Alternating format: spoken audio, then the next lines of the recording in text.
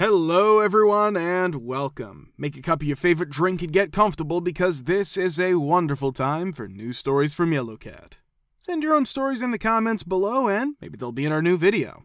Subscribe to the channel if you're not subscribed yet, and let's get started. Reddit. Have you ever fired someone and had them go completely crazy? Part 2. You can call my maintenance staff my team. They work for me as a property manager.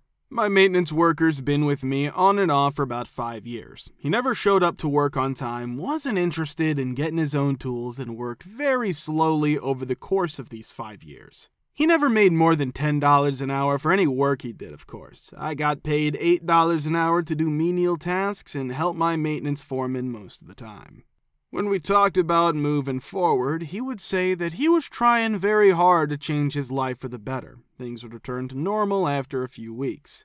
I knew this was going to happen, and to be honest, I didn't want to fire him because I needed cheap labor. We used to hang out, and when he was sad or something, he'd call me and tell me about his problems. I'd listen and offer advice. He was even welcome to move into one of my apartments. When he fell behind on his rent, which wasn't much, he missed a lot more work. I would refuse to take half of his paycheck draws because, as he put it, I worked 3 days this week and need the money now, not on Friday. This made him angry. It went on for a few weeks, and he still owed me about $500. Then he said he was going to Texas to work on a job with his dad and would probably stay there. He left the apartment in a terrible state and owed me money. If he comes back, I told him he can work for me again after he pays off his debt. After a year, I hear he's back in town. He even pitched in with my maintenance boss and got him hired to do some small jobs. He has this power, so I don't have to handle everything myself. If he wants to work for me, I'll tell him I'll take half of his pay as payment for the crap he left me with. After 2 weeks, he comes in to get paid. I see that he didn't clock in the morning on his time card. He did it at night. It said 8 a.m. and clock out at 4 p.m. I asked my foreman and a few other guys, and they said he'd shown up around noon to 1 o'clock about half of those days. When I told him about it, he said, "It's not a big deal, just change the time and pay me the difference." "This is important," I told him. "You tried to trick me. I've known you for 5 years and helped you out every single time. Now you're gonna say something like this?" Then he says, "I work so hard and bust my A for S-Pay." This is not enough for me. "I've spent the last 5 years trying to help you get your life together and get better," I tell him. "There have been many chances for you to move up, but all you've done is keep making the same mistakes and act like you don't care. Take this check and leave my office. Don't come back. I'm no longer able to help you. You need to take care of yourself and figure things out." It looked like he was going to hit me. I was really mad, and I think I would have liked it if he had. He yelled and stormed out, and for a while, no one heard from him. It was 2 years ago.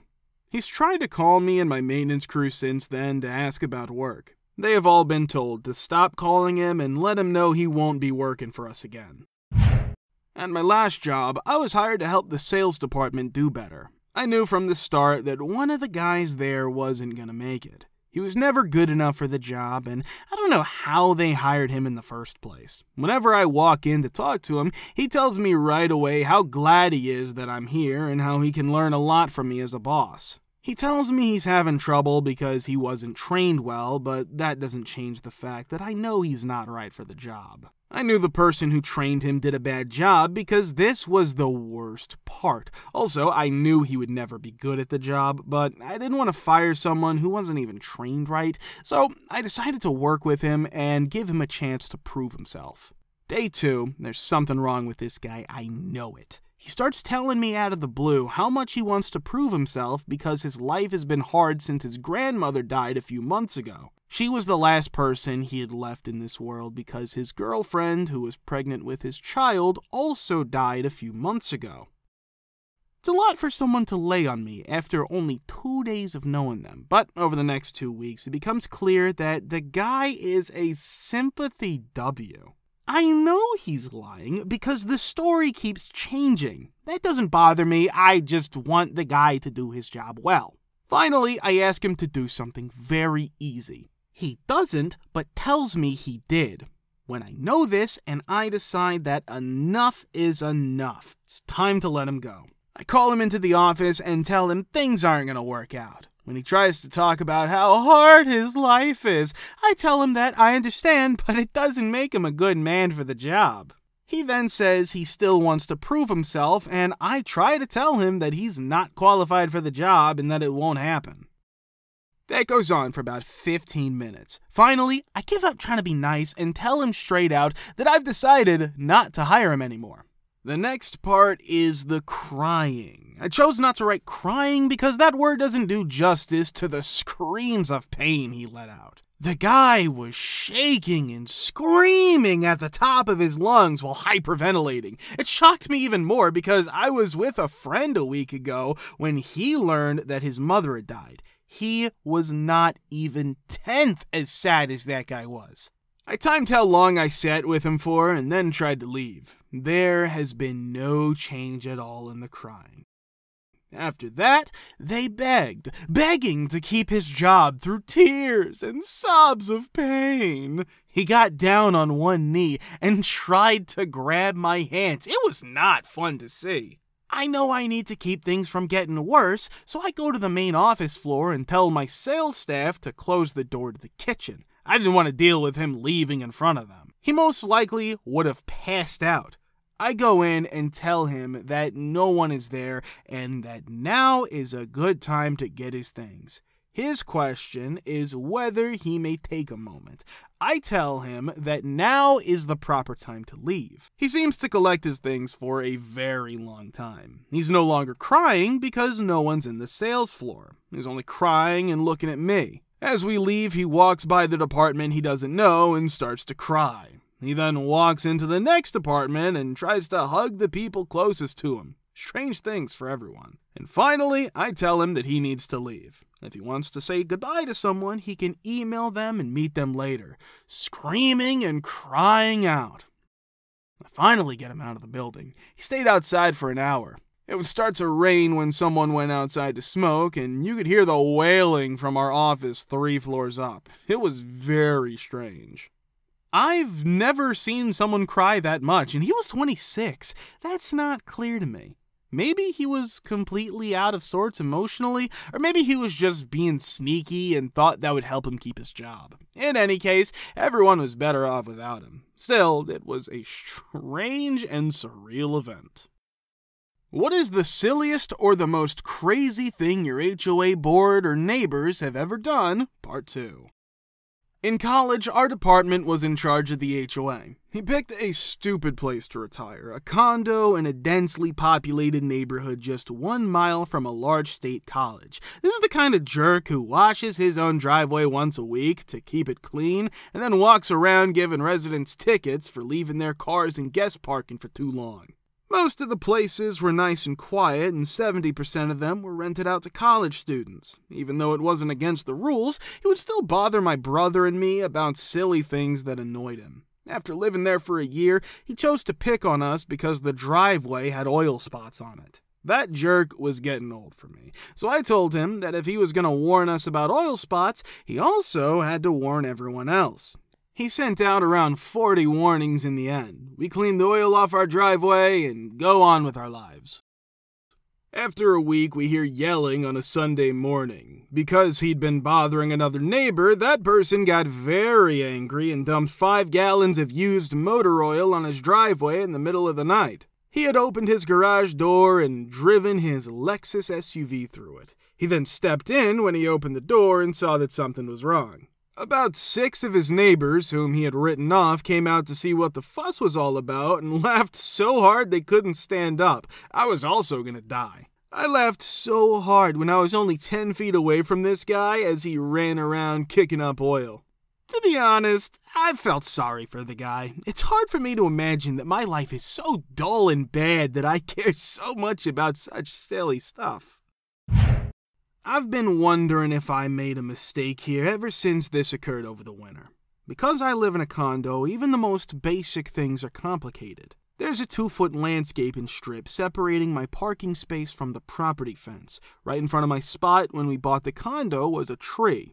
It flowered in the spring and continued in the summer, covering my car in dreadful yellow-green dust and blossoms. Then, in late summer and early autumn, it changed to these terrible and plentiful seed pods.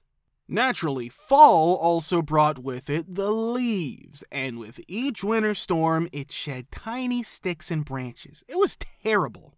For those who were interested, the rain tree was a golden one. I made an effort to wash my car before every trip, but I only get in the car 2 or 3 times a week.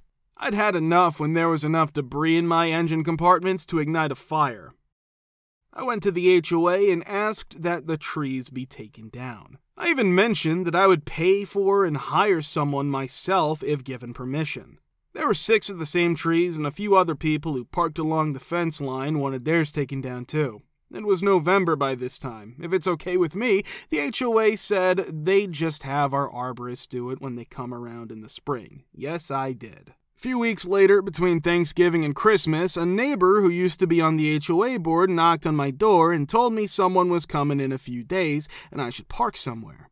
I was surprised, but happy to hear this. The neighbor returned after the trees were taken down and informed me that $150 was my portion of the bill. Although I know that price is ridiculous because my dad removes trees, I was shocked by how outrageously high it was. Nevertheless, I decided to handle it since there were still 2 weeks until Christmas. I continued to monitor my online HOA account, but I didn't see the fee that I needed to pay. It turns out that the guy went rogue and hired a tree service without the HOA's knowledge or approval. He then demanded half of the payment from me. I never realized that he was requesting repayment for the tree removal. Although I agreed to pay for the removal of my tree, I did so with the understanding that I would employ and compensate my dad. Since it meant that none of us would have to pay for the upkeep of these trees, the HOA refused to accept it and planned to simply have the spring arborist add it to the overall cost for the HOA. I declined to give him money because I didn't agree to have this rogue tree removed.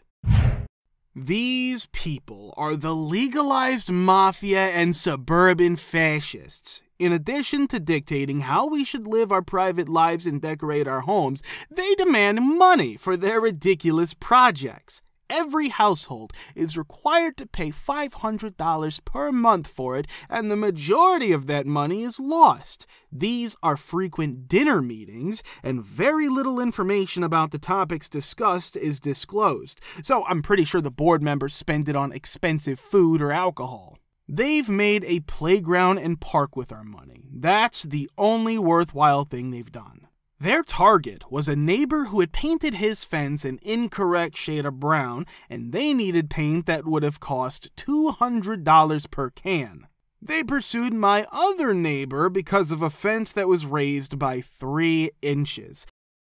They attacked my other neighbors for allegedly making people uncomfortable by having S's inside their homes.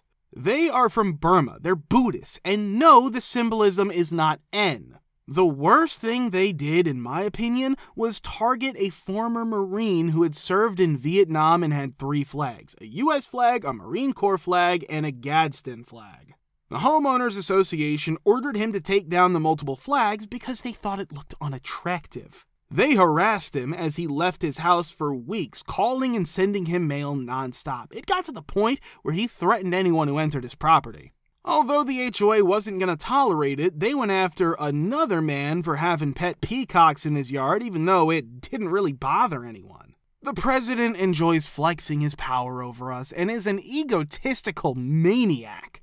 When the animosity grows too great, I was able to organize a petition and hold a vote at a meeting to formally dissolve our HOA. The initial plan was to do it quickly, but I decided there was a better way to screw over the president who had screwed us over the last 10 years. However, the HOA did stop people from parking in specific spots. The homes of the president and his allies are actually right next to the entryway, and since we no longer police it, people park in front of it, frequently obstructing the president's driveway and making it impossible for his RV to enter or exit.